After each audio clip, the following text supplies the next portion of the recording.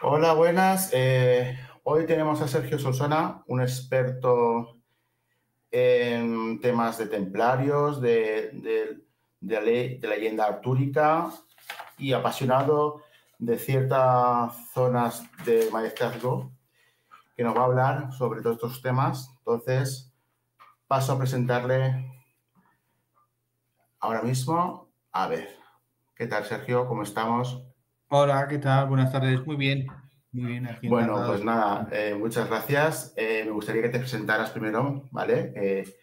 Que dieras dieras tus datos que es relevante para poder introducirte ya en toda la conversación y así a empezar esta charla que me parece que va a ser muy interesante y creo que podremos tener algo que hablar y que la gente aprenda cosas nuevas.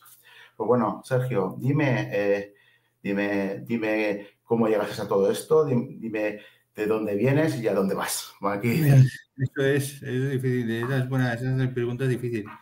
Mi nombre es Sergio Solsona, soy autor y conferenciante y también trabajo en temas de promoción cultural. Y bueno, pues desde hace algún tiempo pues me gusta aprender un poco de manera no demasiado académica, pero tampoco demasiado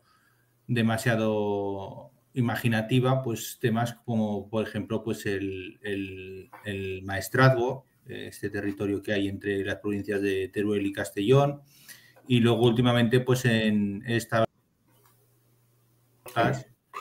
en el que hablo un poco del Santo Grial, del rey Arturo y su conexión con el Reino de Aragón y exactamente con Alfonso I el Batallador. Son un poco esos los ámbitos de estudio que he tenido, entre otros. ¿Vale? Vale, pues bueno, vamos a empezar el tema, ¿vale? Con la leyenda artúrica, que es algo que es una hipótesis, vamos a llamarlo así, ¿vale? Que tú has introducido, ¿vale? Autores, digamos, hispanos han introducido, ¿vale? Recientemente sobre esa leyenda, ¿no? Sobre su procedencia, ¿no? Entonces, explícame, ¿no? El tema, la conexión entre la leyenda artúrica, ¿no? Y la leyenda, o sea, y la conexión con Alfonso I el Batallador, ¿vale? Un Claro. rey aragonés, ¿no? Que nació, que estuvo entre 1073 y 1134, ¿vale? Que presidió, fue precededor de nuestro gran Jaime I, ¿no? Ujú. Y dime, ¿qué conexión hay entre esta Claro. leyenda y este gran rey, ¿no? ¿Por qué le llamaban el rey pescador y todo este... ¿Cómo está esto? Claro, a priori, pues el que no sepa del tema, pues lo primero que piensas es que es una auténtica, que no tiene ninguna base científica. Yo he hablado con historiadores de carrera y estas personas pues se dedican a leer lo que está escrito en aquella época, las crónicas de aquella época, y les resulta muy chocante esta hipótesis a priori. Luego, cuando les intentas, si te dejan escuchar, cuando les vas dando los detalles, pues ostras, van viendo que la cosa tiene más sentido, más sentido del que al principio parece, porque cualquiera que no sepa diga, bueno, pues el rey Arturo, eso es Inglaterra, y el que sepa un poco más dirá, pues es que estos son los años oscuros de cuando la caída de Roma y un poco el periodo este de las invasiones anglosajonas que vive pues allí aparece un personaje del que a grosso modo pues todos conocemos, quien más, quien menos. Bueno, ahora la juventud por desgracia menos, pues conoce la historia de un rey, una espada clavada en la roca, unos caballeros, una cama redonda, Camelot, todo ese mundo, ¿no?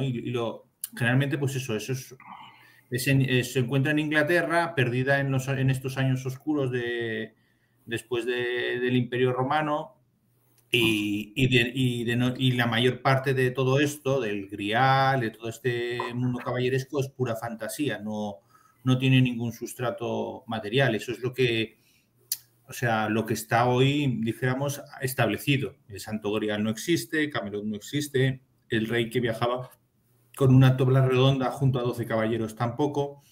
Entonces, claro, lo que intento explicar en el libro, Amfortas, el Arturo hispánico, que ya va por la tercera edición y que ha tenido bastante éxito, de momento pues ya no quedan ejemplares, pues es como la historia de un Dux Velorum, de un personaje que pudo no estar en los siglos oscuros, se enriqueció, se engrandeció, se completó, se terminó de formar a partir del siglo XII. O sea, el rey que conocemos es del siglo XII, mientras que el Artus, que se menciona en las crónicas anteriores, es solo un Dux Velorum, es solo un señor de la guerra, un señor que aparece mágicamente en una batalla del que no se sabe nada más.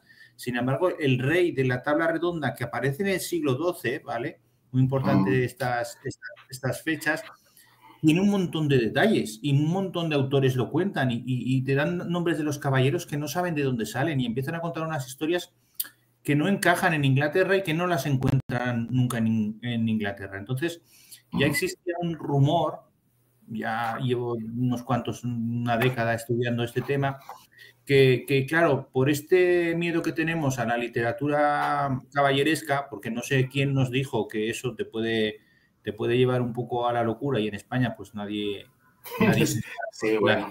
claro, nadie sensato las acercará a ellas porque dirá, joder, ¿para qué me voy a leer el Parsifal? ¿Para qué me voy a leer, sabes, el Caballero de la Carreta? ¿No? Esto son... Sí, ¿no? Voy a acabar ahí. Para acabar como un Don Quijote, ¿no? Eso es, claro, eso es un poco el contrapunto con el que me encuentro. Yo les digo que no, que yo soy de Teruel, que soy más pragmático y lo que os estoy dando son los datos, ¿no? Datos exactos que parten de unas investigaciones que, por desgracia, no estaban traducidos al castellano, que se llamaba André de Mandats. También hay otro alemán que se llama Michael Hessemann y que empezaron un poquito a con muy poco éxito, porque claro, se encuentran ante un academicismo anglosajón muy propio, muy suyo, y también las universidades españolas también tenemos nuestro aquel, ¿sabes?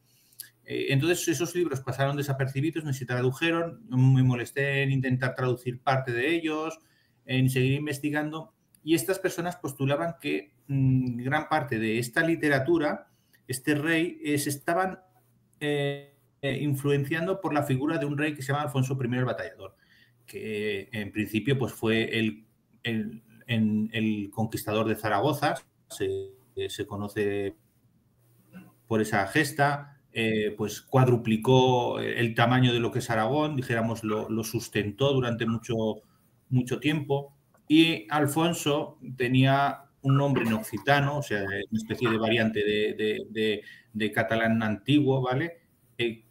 Que es Alfonso se transforma en Amfortas. Bueno, pues Amfortas es uno de los personajes que aparece en los cuentos o sea, en el Parsifal de Wolfram von Eschenbach. Entonces, allí en el Parsifal nos relatan una serie de reyes en la que Amfortas es el rey principal, es el rey que aparece pescando, es el rey pescador.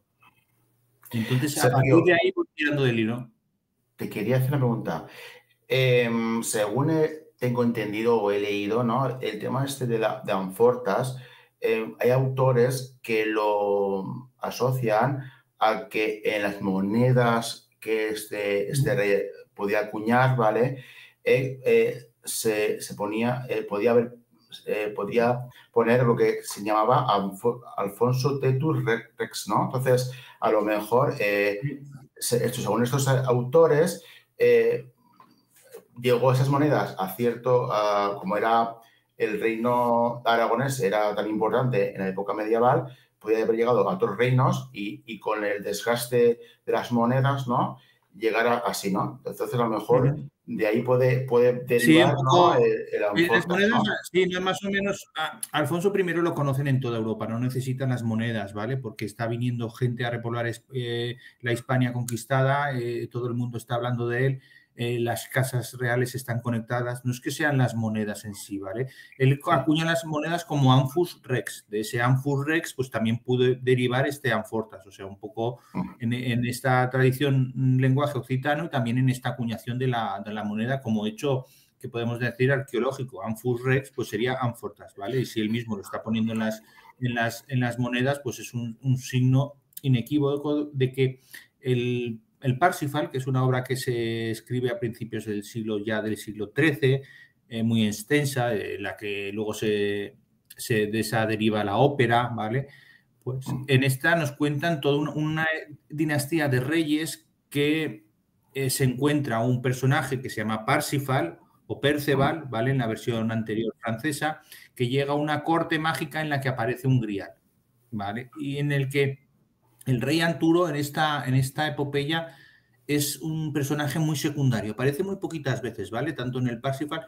Entonces yo digo, no es que solamente Alfonso diera origen a este Anfortas y entonces el Santo Cáliz, lo que hoy conocemos como Santo de Cáliz de Valencia, dio origen a la leyenda del Grial. Yo voy un poquito más allá y yo digo, es que también el Arturo, del que están contando los británicos, también el rey de la tabla redonda, ese también está influenciado, aunque en esta obra son dos personas diferentes, también está influenciado por Alfonso I el Batallador. Por ejemplo, los trabajos identificaban a un caballero que estaba bien documentado, que este no tiene nada de fantástico, que se llamaba Rutru o Rotron, o Rutru, se escribe de varias maneras, tercero de Valperche o Alperche o Valperche. Vale, pues de este Alperche, que era un primo de Alfonso I el Batallador, sería Perceval. Entonces yo digo, ostras, pues si Perceval, su vertiente histórica es este conde de Perche, que es una persona documentada, digo, vamos a ver si el resto de caballeros que conocemos de Alfonso I el Batallador, que bueno, están un poco perdidos en la historia, que muchos pues no conocen, coinciden con esos clásicos caballeros que hay sobre una tabla redonda. Entonces, mi sorpresa es que voy encontrando paralelismos que ya no son fruto de la fantasía o de buscar ahí gigantes, sino que va encajando todo. Entonces te das cuenta de que el rey que viajaba con una tabla redonda era Alfonso I el Batallador, que se incorporó a la literatura artúrica que se suponía venía de Britania. Porque, claro, el resumen según he leído, ¿no? O sea, hay muchas coincidencias, ¿no? Con respecto a la leyenda, ¿no? Con respecto a lo que es la figura real de Alfonso I, ¿no? Que realmente, digamos, hay personajes personajes de la vida real de Alfonso I el Batallador, ¿no? Que podían tener la misma conexión con el personaje, digamos, literario, ¿no? De Arturo, ¿no? Que a lo mejor ciertos autores les llegaría ecos, ¿no? Del sur de la península, ¿no? Del reino de Aragón, y a lo mejor a partir de esos ecos generarían una leyenda, ¿no? Sobre eso, ¿no? Porque tengo entendido, ¿no? Que el rey inglés, ¿no? Intentó iniciar, ¿no? Lo que hacerse una genealogía, digamos, un poco, digamos, fantasiosa, ¿no? Porque como era normando, ¿no? Claro. quería atribuirse cierto, digamos, linaje real, ¿no? Entonces, explícanos eso, explícanos lo de la leyenda, digamos, más tirando a leyenda inglesa, ¿no? Inglesa, claro, cuando llega Guillermo el Conquistador, este señor que crea un imperio que se llama, tras su matrimonio con una señora que se llama Leonor de Aquitania, que también es muy famosa, crean el imperio que se llama... Que era familia, ¿no?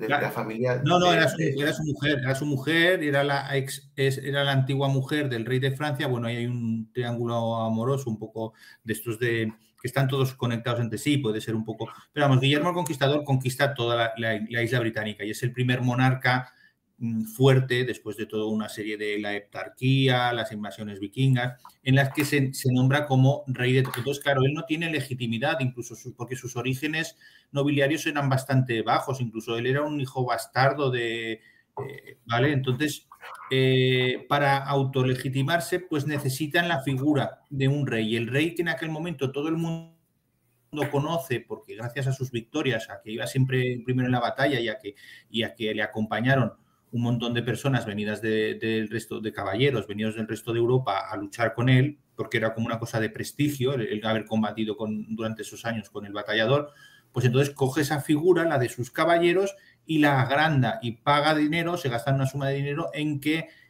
una falsa crónica que se llama Historia de los Reyes de Britania o el Roman de Brut, ¿vale? En su traducción en francés normando, se extienda mucho. Entonces, él intentar como unirse a ese rey que unificó Britania en tiempos oscuros, que no existió, pero necesita una base que la gente entienda como real. Entonces, ahí coge la figura del batallador, que era el rey modélico en ese momento.